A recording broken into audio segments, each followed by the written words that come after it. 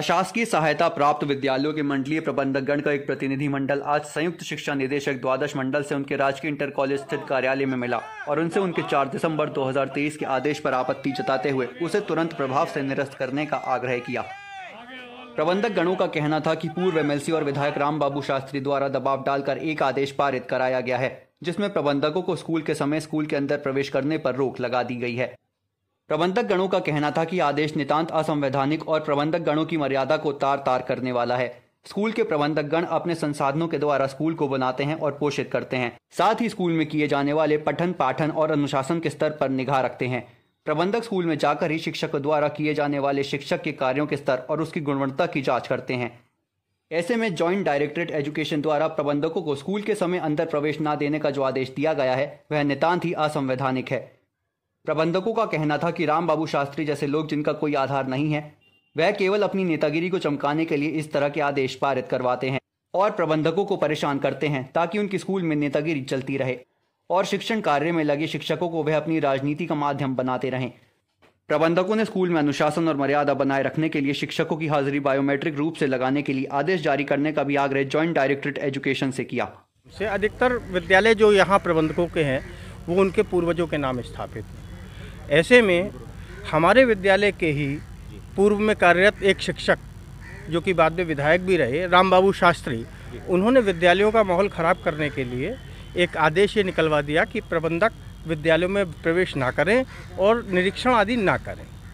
आपको मालूम है कि जबकि वो राजकीय इंटर कॉलेज नहीं है, निजी प्रबंध तंत्र द्वारा संचालित स्थापित विद्यालय हैं, अगर इस प्रकार का ये हुआ तो वहाँ निरीक्षण और पर्यवेक्षण व्यवस्था पूरी तरह से बाधित हो जाएगी और अध्यापक मनमानी पे उतराएंगे। अभी आपने हाल में ही देखा होगा, माननीय मुख्यमंत्री जी ने कहा है कि शिक्षक संघ ट्रेड यूनियन की भांति काम कर रहे हैं और शिक्षा का स्तर माध्यमिक में इतना ज़्यादा गिर चुका है कि ये लोग खुद अपने बच्चों को इन विद्यालयों में पढ़ाना नहीं चाह रहे। ये हम लोगों के लिए बहुत शर्म की बात है। हम लोग अपने विद्यालयों में यूपी बोर्ड के पढ़े हुए हैं, लेकिन आज की स्थिति में कोई भी संपन्न व्यक्ति क्या मिडिल क्लास भी अपने बच्चों को इन विद्यालय में भेजने के लिए तैयार नहीं है। वित्तविहीन विद्यालय माध्यमिक के उच्च शिखर पर पहुंच रहे हैं और जबकि हमारे सहायता प्राप्त धरातल को छू रहे हैं, बिल्डिंगें गिर रही हैं और इन्हीं के कारण पूरी स्थिति प्रदेश में खराब हो रही है। जेडी साहब से आज हम मिले, उन्होंने हमारी समस्याओं को सुना और मांगों पर गंभीरता से विचार किया। हमारी मुख्य मांग थी कि ये लेटर जो इस तरह का निकला है प्रबंधकों को अपमानित करने का, ये ना निकाला जाए। हम रामबाबू शास्त्री पर मानहानि का मुकदमा संगठन की ओर से करने का और अवैध फर्जी संगठन चलाने का, चूँकि उनका संगठन पंजीकृत नहीं है, इस संबंध में भी हम उन पर कार्रवाई करने के लिए संगठन की ओर से विचार कर रहे हैं और साथ ही जो है उनको किसी भी विद्यालय में अब प्रवेश नहीं देंगे। इसके साथ ही हम लोगों ने जेडी साहब से मांग की कि विद्यालयों में बायोमेट्रिक व्यवस्था प्रभावी रूप से लागू करें और वेतन बिल जो अध्यापकों का निकले वो बायोमेट्रिक से निकले और अगर अध्यापक विलंब से आए हैं और विद्यालय छोड़कर चले गए हैं तो उनको तनख्वाह काटने का प्रोविज़न जो शासनादेश में दिया है उसका भी पालन किया जाए। इसे गंभीरता से जेडी साहब ने लिया और वह शिक्षा सुधार के लिए हम विभाग के साथ खड़े हैं। अगर विभाग हमारा शिक्षा सुधार में साथ देगा तो निश्चित रूप से हम इन माध्यमिक विद्यालयों को सीबीएसई विद्यालयों की तरह उच्च कोटि का बनाने में सक्षम होंगे और प्रयासरत रहेंगे। धन्यवाद। अब से लगभग एक सप्ताह पूर्व मुरादाबाद मंडल के संयुक्त शिक्षा निदेशक जी के द्वारा एक पत्र अवैधानिक जारी किया गया, जिसमें जिला विद्यालय निरीक्षकों को ये निर्देश दिया गया कि आप अपने जनपद में जितने भी विद्यालय हैं उनमें एक आदेश पारित करें कि कोई भी प्रबंधक और प्रबंध समिति से जुड़ा कोई व्यक्ति कार्य के समय में विद्यालय में प्रवेश ना कर पाए। इसका सभी प्रबंधकों में बहुत रोष है, क्योंकि हम विद्यालय के मालिक हैं और विभाग को ऐसा कोई अधिकार नहीं है कि प्रबंधकों को विद्यालय में प्रवेश से रोक सके। हम बच्चों के भविष्य के लिए, जो हमारे विद्यालय में लाखों बच्चे पढ़ते हैं, उनके भविष्य के लिए संघर्षरत हैं। हमारा एकमात्र उद्देश्य यह है कि हमारे विद्यालय में पढ़ने वाले बच्चे अन्य विद्यालयों से कम्पीट कर पाएँ और अपना भविष्य सुरक्षित कर पाएँ।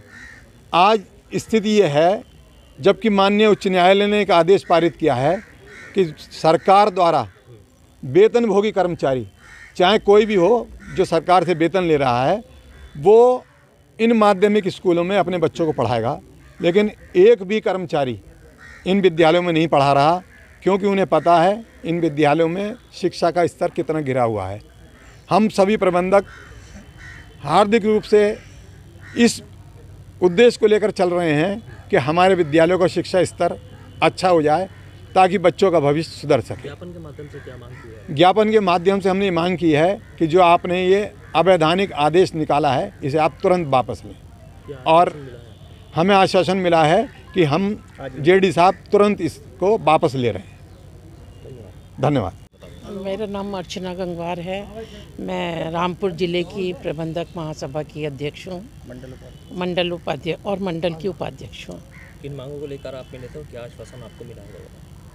अभी हमारे अध्यक्ष जी ने बताया कि माननीय संयुक्त शिक्षा निदेशक की तरफ से एक लेटर जारी हुआ था, जिसमें उन्होंने प्रबंधकों के स्कूल में आने में एक तरीके से रोक लगाई थी, जो कि बहुत हम लोगों को इस बात का बड़ी तकलीफ़ है, क्योंकि हम लोगों का बहुत बड़ा त्याग है इन विद्यालयों को बनाने में। हमने अपने सोर्सेज से, अपने संसाधनों से और अपनी तकलीफ़ उठा के इन विद्यालयों को स्थापित किया है, खड़ा किया है।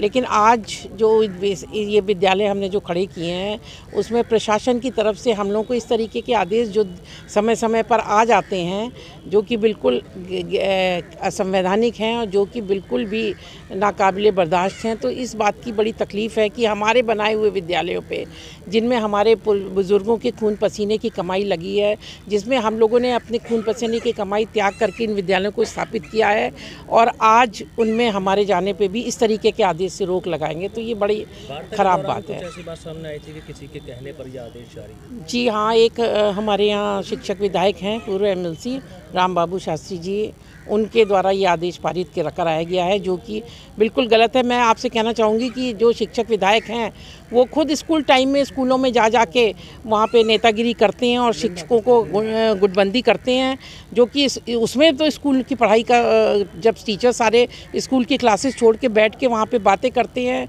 या वहाँ पे नेतागिरी करते हैं, तो क्या विद्यालय की बच्चों की पढ़ाई का नुकसान नहीं होता है? तो हम इससे ये भी मांग करी है हमने कि ऐसे शिक्षक विधायकों का स्कूल समय में विद्यालय में आना निषेध किया जाए, जिससे कि इसकी हम निंदा करते हैं। और ऐसे शिक्षक विधायकों का स्कूल में आना स्कूल टाइम में बिल्कुल भी नहीं होना चाहिए। संयुक्त शिक्षा निदेशक द्वादश मंडल द्वारा प्रबंधक गणों के प्रतिनिधि मंडल को आश्वस्त किया गया कि उनके द्वारा अपने इस आदेश को वह पहले स्थगित कर चुके हैं, लेकिन अब वह तुरंत प्रभाव से अपने इस आदेश को निरस्त करते हुए वापस ले रहे हैं। महासभा के लोग जो उनके प्रतिनिधि मंडल है, आज उनके कुछ ग्रीवांसेस थे, उसको लेकर के मेरे पास आए थे। एक आदेश मेरे स्तर से भी जारी हुआ था, जिसमें कि कुछ गलत भ्रांतियाँ के चलते प्रबंधक को आवश्यक रूप कार्य बस ही जाने के लिए कहा गया था, तो उसको तो मैंने पहले ही स्थगित कर दिया था। आज मैं उसको वापस भी ले लूँगा। अन्य इनकी और जो भी डिमांड हैं, खासकर बायोमेट्रिक का है, अन्य और विद्यालय में अनुशासन बनाए रखने के लिए, उसका मैं जो भी दिया है परीक्षण करेंगे, और जो भी निर्देश होगा नियम संगत वो मैं डीआईएस को दूंगा उसका अनुपालन कराने के लिए। जो शिक्षक पूर्व एमएलसी थे, उनका पत्र आया था कि कुछ है ऐसे होता है, तो वहाँ पे उसको परीक्षण करके मैंने जारी किया था। बाद में आया कि नहीं, कुछ ऐसे विद्यालय बहुसंख्यक स्थिति में नहीं है, एक आध दो विद्यालय हो सकते हैं, तो उस क्रम में उनसे भी मांगा गया है, उसको मैंने स्थगित कर दिया था। आज मैं उसको वापस भी ले रहा हूँ। लेटेस्ट न्यूज अपडेट जानने के लिए सब्सक्राइब करें हमारा चैनल ईशान न्यूज नेटवर्क, और हाँ, बेल आइकन दबाना मत भूलिएगा।